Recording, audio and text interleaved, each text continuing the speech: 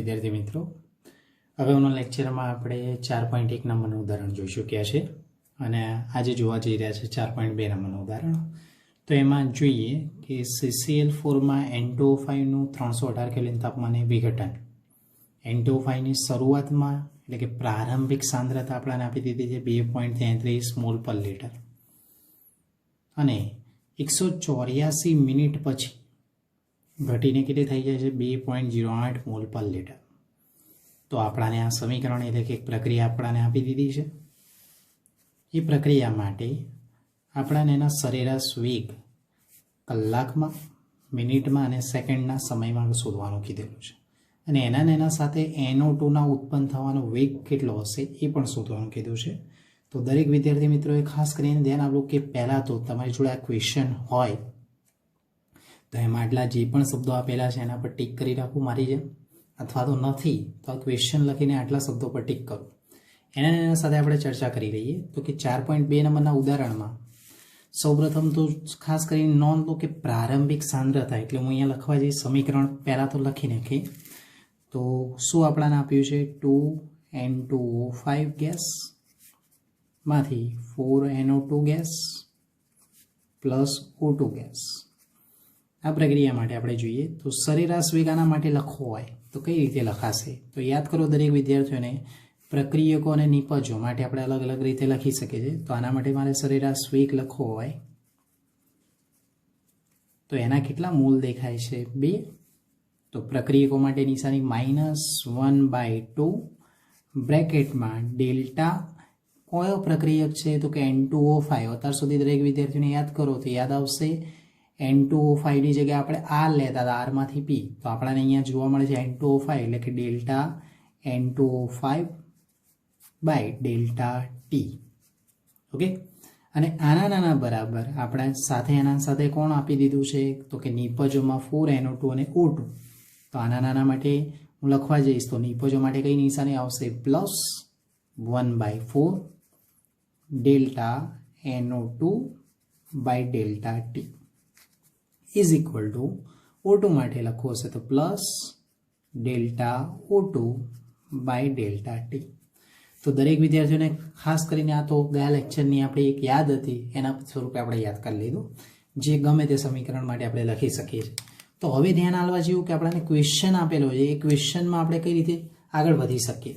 તો ધ્યાન આપો કે 184 મિનિટ પછી ઘટી રહ્યું છે એટલે સ્ટાર્ટિંગનો સમય આપણે લેવો હશે તો કયો લઈ શકીએ છીએ? તો કે T1. એટલે તમારા માટે અહીંયા લખવા જાઉં છું પ્રારંભિક સાંદ્રતા. તો પ્રારંભિક સાંદ્રતા આપણી કેટલી કહેવાશે? R1 જેટલી આપણે કહીએ છીએ. તો એ R1 જેટલી સાંદ્રતા કેટલી હતી? તો કે 2.33 મોલ પર લીટર. અને એ વખતે T1 સમય આપણો કેટલો હશે? તો કે 0 મિનિટ. ઓકે, એના સિવાય અંતિમ સાંદ્રતા એટલે કે 184 મિનિટ પછી, જેમ અગાઉ મેં ક્વેશ્ચનમાં કીધું એમ, તો 184 મિનિટ પછી એટલે કે R2 આપણે લઈ શકીએ છીએ. તો R2 કેટલી આપણાને થઈ? તો કે 2.08 મોલ પર લીટર. તો એ વખતે T2 કેટલા થશે? તો કે 184 મિનિટ. હવે ખાસ કરીને દરેક વિદ્યાર્થીઓને યાદ આવવું જોઈએ કે આ વસ્તુ કઈ છે? તો કે ડેલ્ટા N2O5 એટલે કે એની પ્રારંભિક સાંદ્રતામાંથી અંતિમ સાંદ્રતામાં એટલે કે ફેરફાર જોવા મળશે. એટલે કે R2 - R1 આપણે લખતા હતા, અને ડેલ્ટા T એટલે કે T2 - T1. તો અહીંયા આપણે લખી શકીએ, ડાયરેક્ટલી કરવું હોય તો પણ કરી શકો છો. તો ફરીથી બોલું છું, સરેરાશ વેગ માટે આપણે શોધવું હશે તો કઈ રીતે નક્કી કરીશું? -1/2 delta N2O5 by delta T થઈ ચૂકેલું છે. તો હવે આ સમીકરણને આપણે વધારે વ્યવસ્થિત લખી દઈએ તો -1/2 ડેલ્ટા N2O5 એટલે કેટલા કહેવાશે? તો કે R2 - R1 અને નીચે T2 - T1. તો એની કિંમતો જ ખાલી આપણે માત્ર મૂકવાની રહેશે. તો સરેરાશ વેગ બરાબર,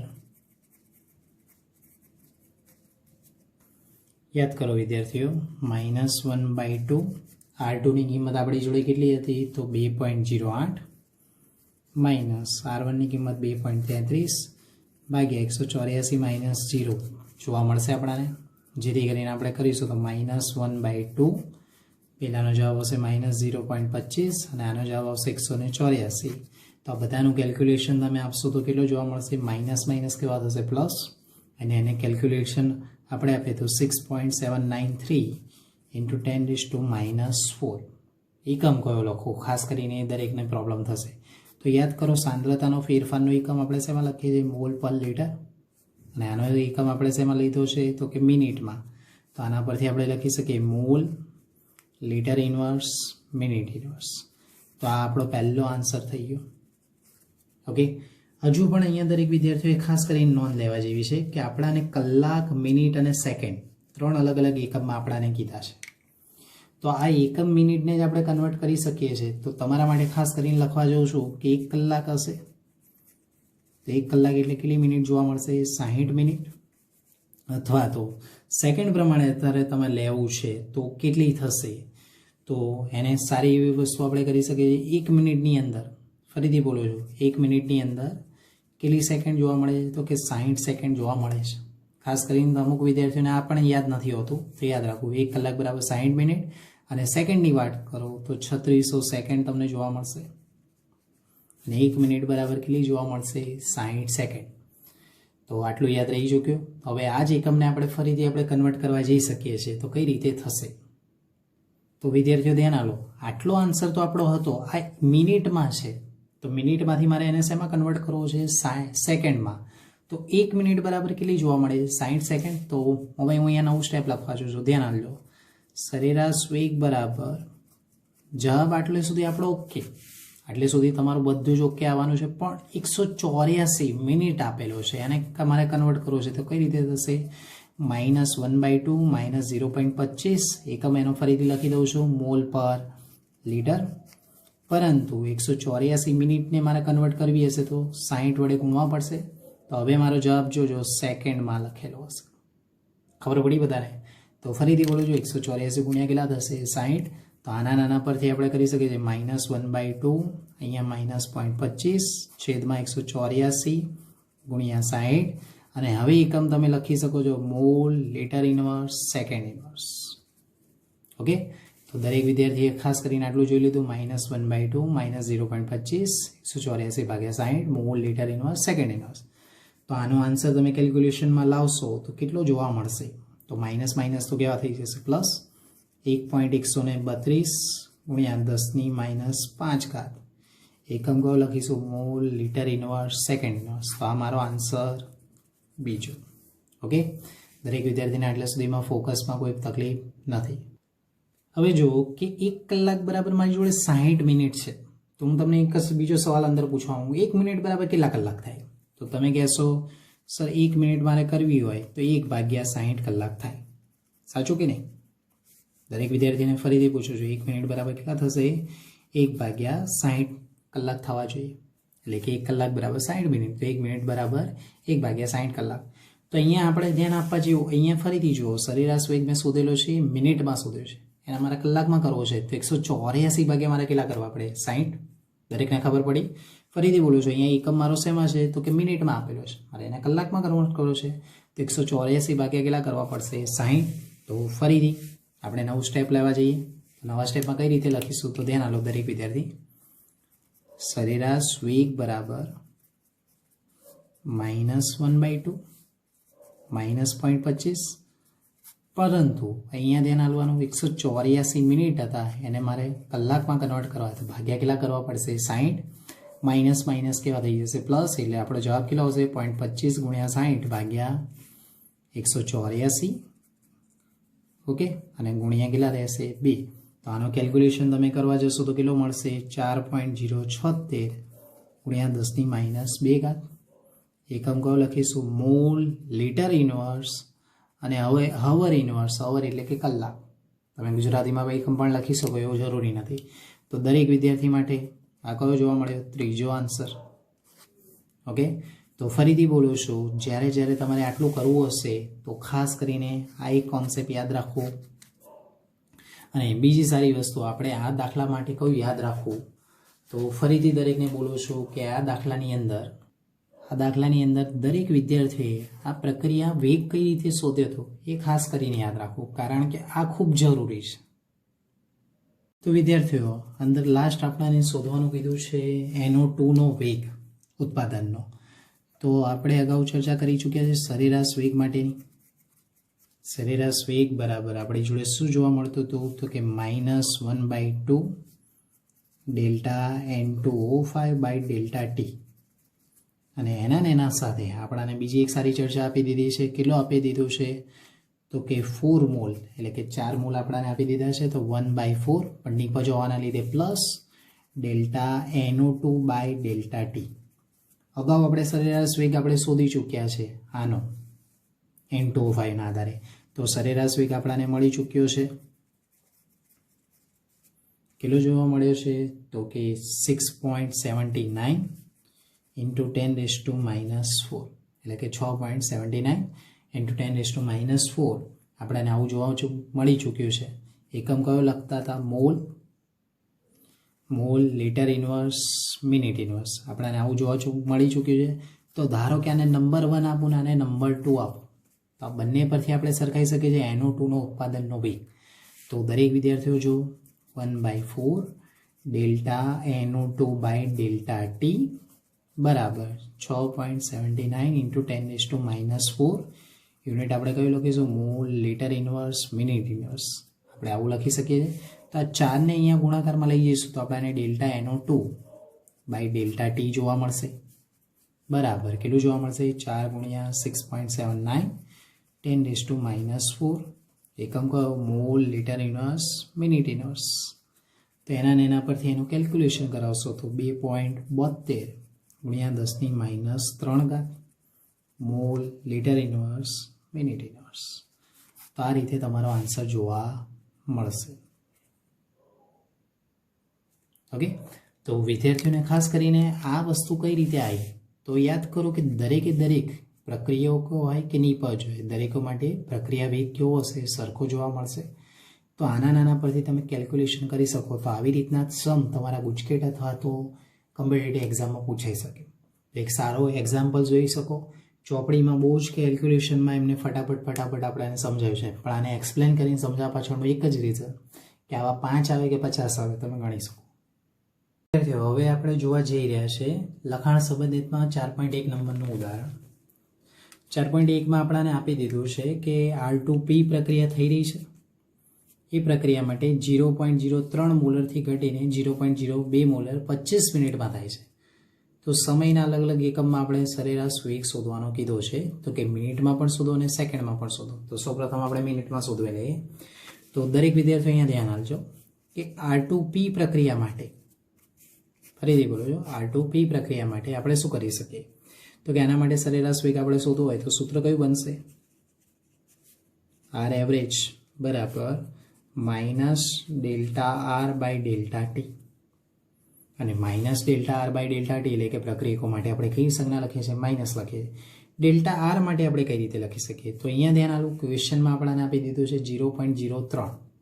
ફરીથી શબ્દ બોલો છો, ક્વેશ્ચનમાં જ આપણને શું આપી દીધું છે? 0.03 થી ઘટીને 0.02 આવી થઈ જાય છે. એટલે કે R1 આપણને કેટલા આપી દીધા છે? 0.03 મોલર. અને R2 આપણને કેટલા આપી દીધા છે? તો કે 0.02 મોલર. એમાં સ્ટાર્ટિંગમાં તમારો સમય કેટલો હશે? તો કે R1 સાંદ્રતા એ T1 તમારો કેટલો હશે? 0 સમય, એટલે કે 0 મિનિટ હું લખી દઉં છું. અને T2 મિનિટ કેટલી થશે? તો કે પ્રક્રિયા કેટલી મિનિટમાં પૂર્ણ થઈ? આટલી ઘટી તો કે 25 મિનિટમાં.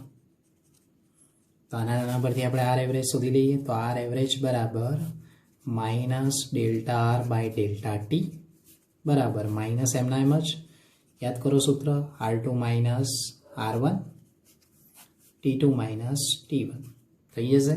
તો R એવરેજ બરાબર આપણને શું જોવા મળશે? તો કે R2 માટેની કિંમત મૂકી દઈએ તો 0.02 માઇનસ 0.03 છેદમાં તમારે T2 માઇનસ T1 એટલે કે 25 માઇનસ 0. હવે એકમ ખાસ કરીને યાદ કરો તો એકમ અહીંયા જોવા મળશે મોલર, અને છેદમાં આનો એકમ શેમાં છે? તો કે મિનિટમાં. તો ખાસ કરીને દરેક વિદ્યાર્થીઓને આના પરથી જવાબ મળી જશે. તો આનો આન્સર કેટલો મળશે? માઇનસ 0.01 ભાગ્યા કેટલા થશે? 25. એટલે કે આપણે કેલ્ક્યુલેશન કરી લઈએ તો માઇનસ માઇનસ કેવા થશે? પ્લસ. તો આન્સર કેટલો મળશે? 1/25નો આન્સર આપણે કદાચ કરવા જઈએ એટલે કે 4 ગુણ્યા ટોટલ આન્સર કેટલો થશે? 10⁻⁴. એકમ કયો જોવા મળશે? Molar minute inverse. તમે આ રીતે પણ લખી શકો. મોલર માટેનો પણ બીજો એકમ આપણે લખી શકીએ 4 × 10⁻⁴ mall litre inverse minute inverse. બોલો આટલે સુધીમાં ફાઇનલ. તો આ તમારો કેવો જોવા મળશે? પહેલો આન્સર જોવા મળશે. તો આટલે સુધી ઓકે હતું. પરંતુ હવે આપણાને પ્રોબ્લેમ ત્યાં છે કે સેકન્ડમાં કરવું છે. તો હવે વિદ્યાર્થીઓ કદાચ અગાઉના દાખલા તમે જોયા તો એમાં મને હેલ્પ કરી શકો છો. કઈ રીતે હેલ્પ કરી શકે છે? તો કે 1 મિનિટ બરાબર કેટલી સેકન્ડ? 60 સેકન્ડ. ફરીથી બોલું, 1 મિનિટ બરાબર કેટલી થશે? 60 સેકન્ડ. તો આ જ રકમની અંદર, આ જ દાખલાની અંદર આપણે કન્વર્ટ કરી લઈએ તો પણ ચાલે, અથવા તો ડેલ્ટા ટીનો આપણે આન્સર લખી દઈએ તો પણ ચાલે. 25 મિનિટ છે એ આપણાને જોવા મળશે. તો ફરીથી હું અહીંયા તમારા માટે લખવા જઉં છું સેકન્ડમાં, એટલે કે નવો એક આન્સર લખવા જઈએ છીએ. તો યાદ કરી નાખો ફરીથી, 1 મિનિટ બરાબર કેટલી થશે? 60 સેકન્ડ.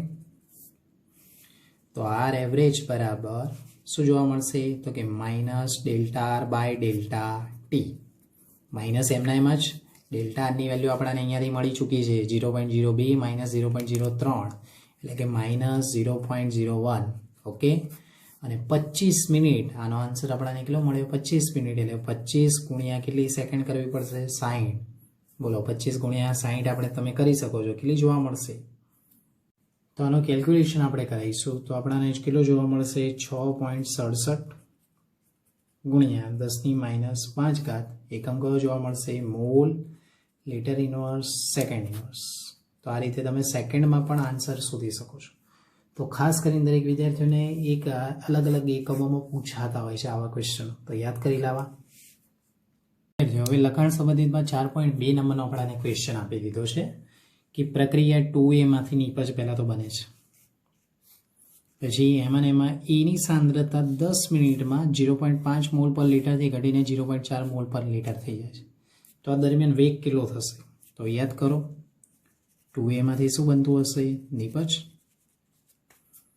એના માટેનો આપણા સમય કેટલો આપી દીધો છે? 10 મિનિટ.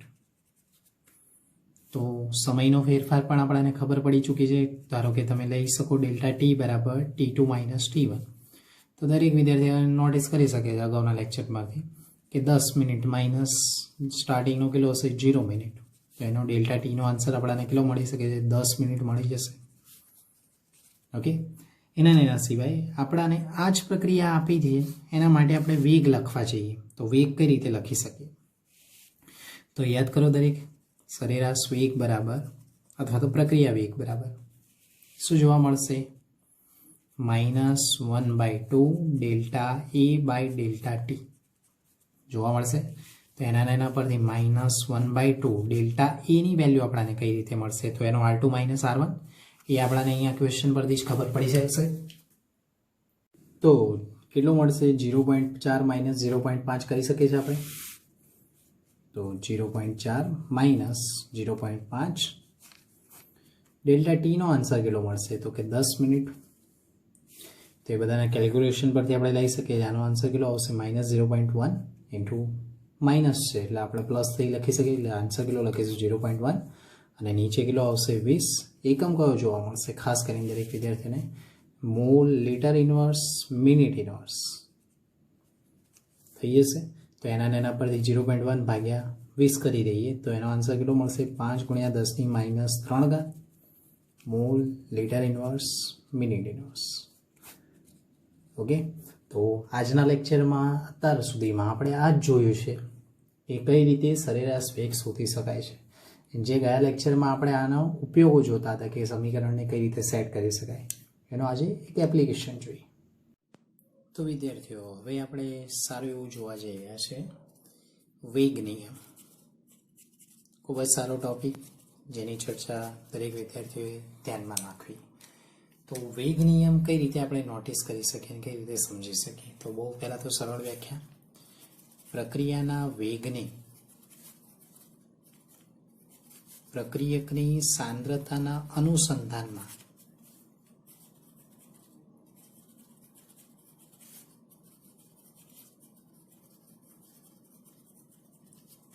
રજૂ કરવાના ને વેગ નિયમ કહેવાય. હવે તમે કહેશો સર આમાં ખબર ના પડી કે આવી કઈ રીતે આપણે લખી શકીએ. તો ફરીથી બોલું છું, પ્રક્રિયકની સાંદ્રતાનું અનુસંધાન બહુ પ્યોરલી શબ્દ કહી શકે, રેફરન્સ આપણે વાપરીએ જેમ કે. તો આ વસ્તુ કઈ રીતે નક્કી થઈ શકે? તો ધ્યાન આપવું કે પ્રક્રિયા વેગ ચલે છે, પ્રક્રિયકની સાંદ્રતાના અનુસંધાનમાં હું કંઈક લખવા જઈશ એમ કહું તો પણ ચાલે. જરૂરી નથી કે દરેક વખતે એના સમપ્રમાણમાં જ હોય કે વ્યસ્ત પ્રમાણમાં પણ હોઈ શકે. ધારો કે આપણે કદાચ એકાદી નાનકડી પ્રક્રિયા લઈએ કે R2P, આ લાઈવ એક્ઝામ્પલ વડે સમજવાની વસ્તુ છે. તો ધારો કે R2P છે, તો આના માટે મારે પ્રક્રિયા વેગ લખવો હોય તો કઈ રીતે લખી શકું? તો દરેક વિદ્યાર્થી જોજો કે પ્રક્રિયા વેગ બરાબર આપણે આવી રીતે લખતા હતા minus delta R by delta T, એક આવી રીતે લખતા હતા. અને હવે પ્રક્રિયા વેગ આપણે કઈ રીતે લખી શકીશું? તો કે પ્રક્રિયા વેગ ચલે છે, ફરીથી બોલો છો, પ્રક્રિયા વેગ ચલે છે, આરની સાંદ્રતાના કંઈક સમપ્રમાણમાં જોવા મળશે અથવા તો એના વ્યસ્ત પ્રમાણમાં કંઈક અનુસંધાન એટલે કે એનો રેફરન્સ લઈને આપણે ગણવું પડશે. તો આ એક પ્રાયોગિક મૂલ્ય જેની રજૂઆત બહુ સરળ નથી. એમ કહું છું, અલગ અલગ પરિસ્થિતિમાં અલગ અલગ પણ હોઈ શકે છે. ફરીથી બોલું છું, અલગ અલગ પરિસ્થિતિમાં અલગ અલગ પણ હોઈ શકે છે, પરંતુ એના આધારે આપણે શોધીએ છીએ તો એ વસ્તુને આપણે કયો કહીએ છીએ? વેગ નિયમ.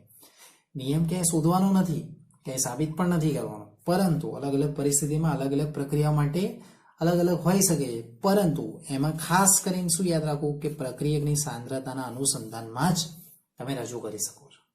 બરાબર? આના પરથી બહુ બધી પરિબળો અને બહુ બધા ટર્મ્સ આપણે શોધી શકીએ છીએ. તો કયા કયા ટર્મ્સ આપણે શોધવાના છે હવે ધ્યાન આપવું દરેક વિદ્યાર્થીઓએ. તો એ છે વેગ અચળાંક. ફરીથી બોલો, એ છે વેગ અચળાંક. બીજું આપણાને જોવા મળશે વેગ અચળાંકના આધારે વેગ પરથી પ્રક્રિયા ક્રમ. તો આવા અલગ અલગ ટર્મ્સ આપણે શોધવાના નક્કી થશે. તો વિદ્યાર્થીઓ હવે આપણે પ્રક્રિયા પરથી એટલે કે કોઈ એક ખાલી પ્રક્રિયા લઈએ એના પરથી વેગ અચળાંક અને પ્રક્રિયા ક્રમ સમજવાનો ટ્રાય કરીએ. તો ધ્યાન આપજો, ધારો કે મેં A અને B એવા બે પ્રક્રિયકોની પ્રક્રિયા કરીને કંઈક નિપજો બનાવી દઈશું. ધારો કે તો A અને B પ્રક્રિયા માટે આપણે કઈ રીતે પ્રક્રિયા વેગ લખી શકીએ? તો એમના માટે એવું કહેવું છે પ્રક્રિયા વેગ ચલે છે પ્રક્રિયક A ની સાંદ્રતા અને પ્રક્રિયક B ની સાંદ્રતા એ બંનેના સમપ્રમાણમાં પણ હોઈ શકે છે. જો આ ચલન તમારે નીકાળવું હોય, ફરીથી શબ્દ બોલ્યો, આ ચલનની નિશાની તમારે દૂર કરવી હોય તો પ્રક્રિયા વેગ બરાબર K ઇન્ટુ A અને ઇન્ટુ B આવું લખી શકીએ. જ્યાં K શું છે? ફરીથી શબ્દ બોલ્યો, જ્યાં K શું છે? તો K ને આપણે કહીએ છીએ વેગ અચળાંક. શબ્દ ફરીથી બોલ્યો, K ને આપણે કયો બોલીએ છીએ? વેગ અચળાંક.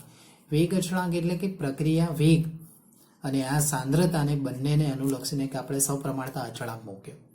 હવે ફરીથી બોલું છું, આ A અને B ના કયા મૂળ હશે એના સાથે મારો કોઈ લેવા દેવા નથી. અહીંયા પ્રાયોગિક પરિણામોના આધારે x અને y ઘાત એટલે કે A ના સંદર્ભમાં x ઘાત અને B ના સંદર્ભમાં y ઘાત આપણે મૂકી છે. આ પ્રાયોગિક પરિણામોના આધારે તમે જાણી શકો છો. ફરીથી બોલું છું, પ્રાયોગિક પરિણામોના આધારે જાણી શકો છો. તો એક આ જનરલ વસ્તુ તમને આવડવી જરૂરી છે.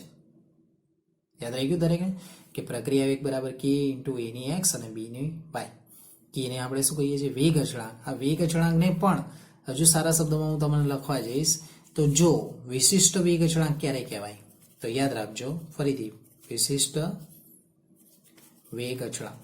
તો વિશિષ્ટ વેગ અચળાંક આપણે એને કહેવો હોય ત્યારે યાદ રાખવું કે પ્રક્રિયકોની સાંદ્રતાનું મૂલ્ય, પ્રક્રિયકોની સાંદ્રતાનું મૂલ્ય કેટલું થવું જોઈએ? 1 મોલર હોય એટલે કે 1 મોલ પર લિટર હશે ત્યારે એ વેગ અચળાંકને આપણે કયો શબ્દ બોલીશું? વિશિષ્ટ વેગ અચળાંક શબ્દ બોલીશું. તો આટલી વસ્તુ દરેક વિદ્યાર્થીના મગજમાં સેટ થઈ ગઈ. તો આટલું યાદ રાખો, પ્રક્રિયા વેગ બરાબર K A ની x અને B ની y. હવે આના નાના પરથી હું ફરીથી બોલું છું, આ x અને y ઘાત છે શું? તો ફરીથી યાદ રાખજો, x અને y ઘાત એ ઘાતાંકો એ પ્રાયોગિક પરિણામોના આધારે તમને જાણવા મળી શકે અથવા તો તમે દાખલાની અંદર શોધી શકો છો. એ દરેક સમીકરણ માટે દરેક પ્રક્રિયા પરિસ્થિતિના અંદર કેવા જોવા મળશે? અલગ અલગ. તો આના નાના પરથી આપણને બીજો એક સારો શબ્દ કદાચ ખબર પડશે, પ્રક્રિયા ક્રમ. કયો ક્રમ? પ્રક્રિયા ક્રમ. તો પ્રક્રિયા ક્રમ એ છે શું? તો ખાસ કરીને યાદ રાખજો, પ્રક્રિયકોની સાંદ્રતાના ઘાતાંકોનો કુલ સરવાળો. શબ્દ દરેક વિદ્યાર્થીઓને યાદ રહી ગયો, પ્રક્રિયકોની સાંદ્રતાના ઘાતાંકોનો કુલ સરવાળો. એટલે અહીંયા જો આની ઘાતાંક કેટલી આપણાને જોવા મળે છે x, આની ઘાતાંક આપણાને કેટલી જોવા મળે છે y, તો આના પરથી પ્રક્રિયાક્રમ ખબર પડશે x પ્લસ y. અને પ્રક્રિયાક્રમની આપણે સંજ્ઞા આપીએ તો એની ચર્ચા કરીએ છીએ n, એટલે હું અહીંયા લખી શકું છું n બરાબર x પ્લસ y. પાક્કું? તો ફરીથી પ્રક્રિયાક્રમ એટલે શું? તો પ્રક્રિયકોની સાંદ્રતાના ઘાતાંકોનો કુલ સરવાળો કેટલો થશે? પ્રક્રિયાક્રમ કહેવાશે. એટલે કે x પ્લસ y બરાબર આવી વેલ્યુ જોવા મળશે, જે આપણાને માત્ર ને માત્ર પ્રાયોગિક મૂલ્યોના આધારે જોવા મળશે. તો આનું એકાદું એક્ઝામ્પલ પણ આપણે સમજીએ. તો વિદ્યાર્થીઓ, ધારો કે આપણે એકાદી નાનકડી પ્રક્રિયા સમજીએ કે મને એક પ્રક્રિયા આપી છે 5Br minus plus BrO3 minus plus 6H plus gives 3Br2 plus 3H2. હવે આ પ્રક્રિયામાં મને એ લોકોએ પ્રાયોગિક પરિણામોના આધારે પ્રક્રિયા વેગ લખીને આપી દીધો છે. તો ધ્યાન આપજો, પ્રક્રિયા વેગ બરાબર K ઇન્ટુ Br માઇનસની સાંદ્રતા, BrO3 માઇનસની સાંદ્રતા અને H પ્લસનો સ્ક્વેર આપે છે. તો હવે આમાં સમજવા જેવું છે શું? તો કે ધ્યાન આલો, પ્રક્રિયા વેગ એ પ્રક્રિયકોની સાંદ્રતાના અનુલક્ષીને આપણે નક્કી કર્યું. તો આપણો વેગ નિયમ શબ્દ નક્કી થયો. ફરીથી બોલો, વેગ નિયમ એ નક્કી થઈ ગયો કે પ્રક્રિયા વેગ જો પ્રક્રિયકોની સાંદ્રતાના અનુલક્ષીને જ આપણે નક્કી કર્યું. હવે આમાં મારે પ્રક્રિયા ક્રમ શોધવાનો કીધો છે. તો કઈ રીતે શોધાશે? તો પ્રક્રિયા ક્રમ માટે યાદ કરો દરેક વિદ્યાર્થીઓ કે આની ઘાતાંકોનો કુલ સરવાળો. તો અહીંયા જો Br માઇનસની ઘાતાંક કેટલી છે 1, આની ઘાતાંક કેટલી છે 1 અને આની ઘાતાંક કેટલી છે 2. તો ટોટલ સરવાળો આપણને કેટલો જોવા મળશે 4. એટલે કે આ ચતુર્થ ક્રમની પ્રક્રિયા થઈ. હંમેશા યાદ રાખો કે પ્રક્રિયા ક્રમ કેવા જોવા મળી શકે છે? તો કે ધન હોઈ શકે છે, ઋણ હોઈ શકે છે, ધન હોઈ શકે છે, શૂન્ય હોઈ શકે છે અને અપૂર્ણાંક હોઈ શકે છે.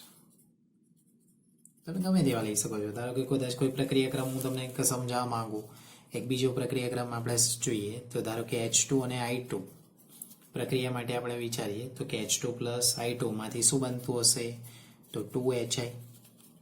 તો આના માટે મને પ્રાયોગિક મૂલ્યના આધારે પ્રક્રિયા વેગ બરાબર આપણાને આપી દીધું છે K into H2 into I2.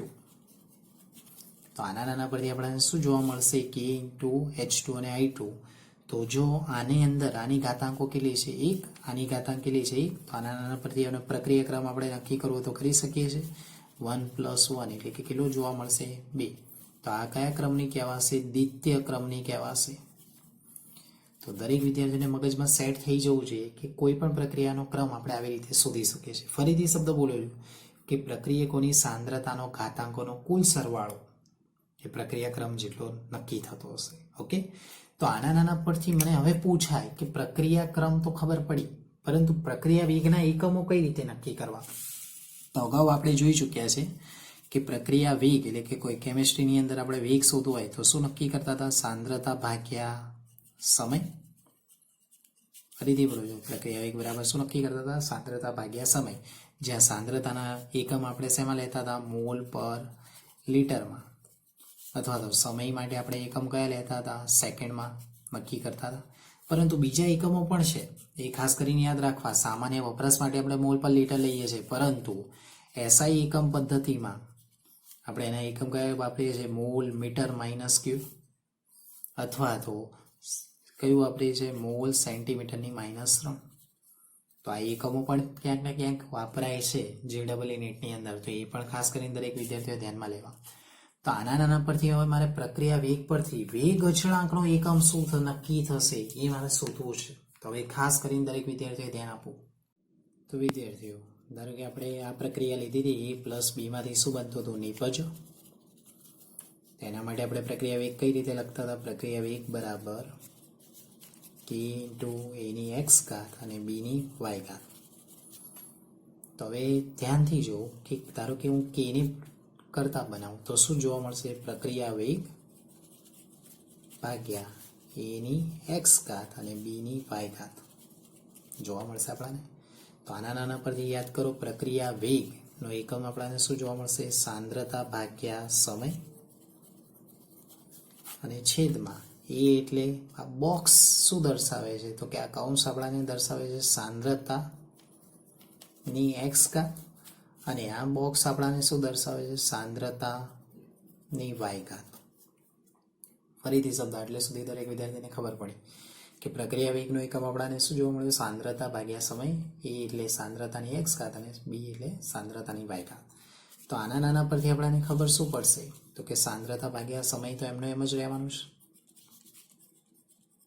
પરંતુ સાંદ્રતા એટલે કે પાયો સરખો તો ઘાતોનો શું જોવા મળશે? સરવાળો એટલે કે સાંદ્રતાની શું જોવા મળશે? X plus Y.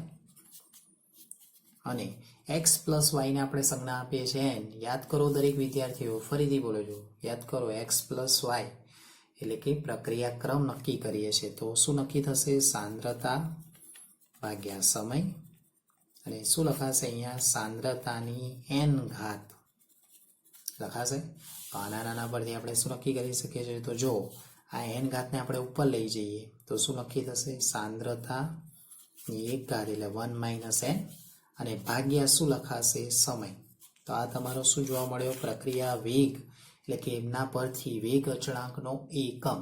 ખાસ કરીને આ એકમ યાદ રાખો, અથવા તો વિદ્યાર્થીઓને ક્યાંક આવી રીતે પણ જોવા મળે છે, સાંદ્રતાની 1 માઇનસ એન. ફરીથી શબ્દ બોલ્યો, સાંદ્રતાની 1 માઇનસ એન ઇન્ટુ સમય ઇનવર્સ. તો આ એક એકમ યાદ કરી જ નાખો અને ટીક કરી રાખો અને લખી રાખો, કારણ કે ગુજકેટ હોય, JEE નેટ હોય અથવા તો ગુજરાત બોર્ડ હોય અથવા તો તમારે NCERT ટેક્સ્ટ બુક પ્રમાણે આ પૂછાયેલું છે. આના આધારિત MCQ હોય તો એક આ વસ્તુ યાદ રાખવી. તો આને નાને આપણે સારી રીતે કન્વર્ટ કરવા જઈએ તો યાદ રાખો કે સાંદ્રતા ના એકમ આપણે શેમાં લઈએ છીએ? મોલ પર લીટર. અને સમયનો હાલ એકમ આપણે લઈએ સેકન્ડમાં. તેના પરથી આપણે ચર્ચા કરવા જઈએ તો કઈ રીતે નક્કી થશે? તો ધ્યાન આલો કે ધારો કે n બરાબર 0 છે, એટલે કે n બરાબર આપણે કયો ક્રમ લેવાય? કે શૂન્ય ક્રમની પ્રક્રિયા કહેવાય. તો એ શૂન્ય ક્રમની પ્રક્રિયા માટે આ ઉપરના એકમોમાં n બરાબર આપણે કેટલો મૂકવાનો થશે? 0. તો સામાન્ય એકમ આપણે લખી નાખીએ k બરાબર, દરેક વિદ્યાર્થી યાદ હશે, સાંદ્રતાની 1 માઇનસ એન સમય ઇનવર્સ. આપણે આવું લખીએ છીએ. તો ધ્યાનથી જો k બરાબર સાંદ્રતા 1 માઇનસ 0 સમય ઇનવર્સ થશે. આના નાના પરથી k બરાબર શું નક્કી થશે? સાંદ્રતા સમય ઇનવર્સ. જેને આપણે એકમમાં પણ લખવું હોય તો લખી શકીએ. બોલો, સાંદ્રતાનો એકમ શેમાં લખીએ છીએ? મોલ પર લીટર, એટલે કે mall litre inverse second inverse. Mall litre inverse second inverse. તો આ તમારો જનરલ એકમ ક્યારેક આવો જોવા મળે તો કયા ક્રમની પ્રક્રિયા છે? તો કે શૂન્ય ક્રમ n બરાબર 0 સાબિત થશે, અથવા તો સાંદ્રતા ભાગ્યા સમય. તો આ બે વસ્તુ યાદ રાખવી. આ તો મેં શૂન્ય ક્રમમાં જો આપણે ચલાવવાનો છે આગળ, પરંતુ એનો એકમ કરથી આપણે કઈ રીતે પ્રક્રિયા ઓળખી શકીએ? તો એક આ યાદ રહી ગયું. તો વિદ્યાર્થીઓ n બરાબર ધારો કે 1 હોય તો કયો ક્રમ કહેવાશે? પ્રથમ ક્રમની પ્રક્રિયા કહેવાશે. તો પ્રથમ ક્રમ માટે આપણે જોતા જઈએ. બોલો, k નો જનરલ એકમ આપણે શું લખતા હતા? સાંદ્રતાની 1 માઇનસ એન સમય ઇનવર્સ. ખાસ કરીને જે પણ વિદ્યાર્થીઓ લેક્ચર જોઈ રહ્યા છે એ લોકોને ખાસ એક સૂચના કે લેક્ચર દરમિયાન અમુક વસ્તુ હું સાથે સાથે બોલતા રહો કે સાંદ્રતાની 1 માઇનસ એન સમય ઇનવર્સ, જેથી કરીને તમારા મગજમાં એ રિવાઇઝ થતું રહે. તો k બરાબર આપણે શું લખીએ છીએ? સાંદ્રતાની 1 માઇનસ 1 સમય ઇનવર્સ થશે. બોલો, 1 માઇનસ 1 એટલે કે કોઈની પણ 0 ઘાત હોય. ફરીથી શબ્દ બોલો છો, કોઈની પણ 0 ઘાત હશે તો એના આપણે શું કહીએ છીએ? એક જ લખીએ છીએ. એટલે કે એ બરાબર આપણને શું મળશે? સમય ઇનવર્સ. ઓકે, તો સમયના તો બહુ બધા એકમો તમે લખી શકો છો. તો આના પરથી k બરાબર શું લખાશે? અહીંયા સેકન્ડ ઇનવર્સ લખાશે. કેમ દિવસ ઇનવર્સ, કલાક ઇનવર્સ, મિનિટ ઇનવર્સ, આવા એકમો પણ આપ્યા હશે. તો મોસ્ટ IMP આના આધારિત બહુ બધા દાખલાઓ તમે ગણી શકશો અથવા તો સોલ્વ કરી શકશો. તો ખાસ કરીને વિદ્યાર્થીઓને આ યાદ રહ્યું. તો તમારા માટે વિદ્યાર્થીઓ તમારે ઘરેથી અત્યારે આની અંદર શું સોલ્વ કરવાનું? તો કે દ્વિતીય ક્રમ અને તૃતીય ક્રમ માટે તમારે કેના એકમો શું થશે એ શોધી લેવું.